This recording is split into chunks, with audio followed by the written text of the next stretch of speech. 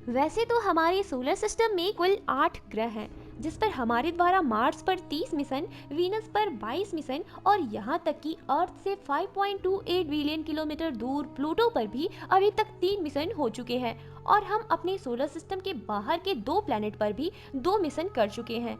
लेकिन हमारे solar system में एक ऐसा प्लैनेट भी है जो अभी तक हम इंसानों के पहुंच से बहुत दूर है। जी हाँ, हम बात कर रहे हैं मरकरी की। हम आपको बता दें कि मरकरी अर्थ से उसकी दूरी मार्स और वीनस से भी कम है, लेकिन इतना करीब होने के बावजूद मरकरी पर एक भी मिशन पूरा नहीं हो पाया। मरकरी पर कई मिशन फेल हो गए। इसी में से एक मिशन है मरीना 10, जिसकी कहानी शुरू होती है 3 नवंबर 1973 को और समय था सुबह 5:45।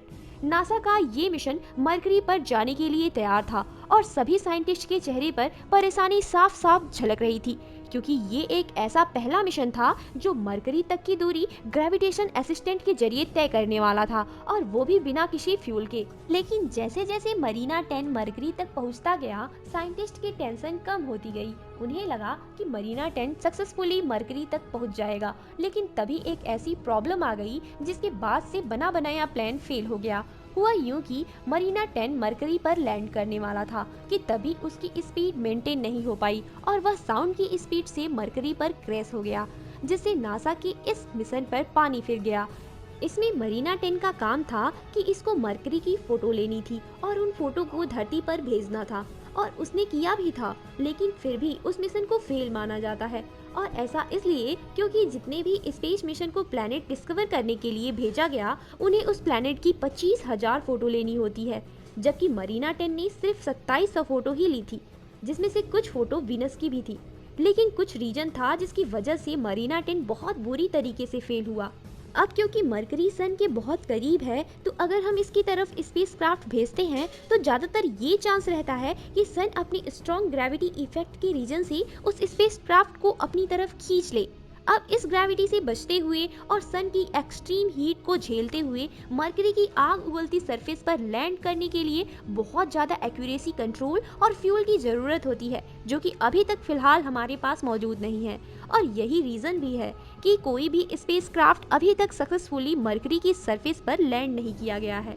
जानकारी के लिए हम आपको बता दें कि मरकरी का एक दिन अर्थ के 176 दिनों के बराबर होता है, लेकिन वहीं मरकरी का एक साल धरती की 88 दिन जितना होता है। मतलब मरकरी को सन का एक चक्कर लगाने में बहुत ही कम टाइम लग रहा है, और वहीं अपनी एक्सिस पर एक बार घूमने में उसको उससे कहीं ज़्यादा टाइम लग रहा है।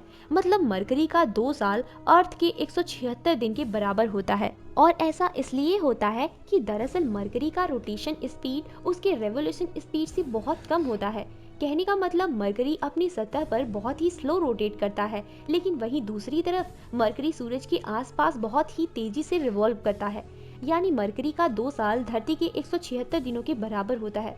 मतलब मरकरी का पूरा दिन उसके 2 साल जितना लंबा है। यानी कि मरकरी पर 1 साल दिन रहता होगा और फिर 1 साल रात रहती होगी। और मरकरी पर इतनी अजीबोगरीब घटनाएं इसलिए होती हैं क्योंकि सन का ग्रेविटेशन फोर्स मरकरी पर इतना ज़्यादा है कि उसे रोटेट ही नहीं होने देती, जिस वजह से मरकरी का रोटेशन बहुत स्लो है। अगर बात करें इसके रीज़न की, तो सोलर सिस्टम की स्टार्टिंग से ही फिक्स हो चुका था। आज के करीब 4.5 बिलियन ईयर पहले जब सन के आसपास धूल और खगोलीय पिंड से बनी प्लैनेट डिस्क तैयार हो गई थी, तब उसी टाइम प्लैनेट की रेवोल्यूशन स्पीड डिसाइड हो गई थी।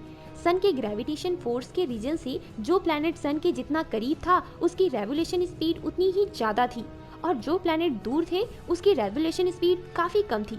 इसी रीजन से मरकरी की रेवोल्यूशन स्पीड उसके रोटेशनल स्पीड से ज़्यादा फास्ट है।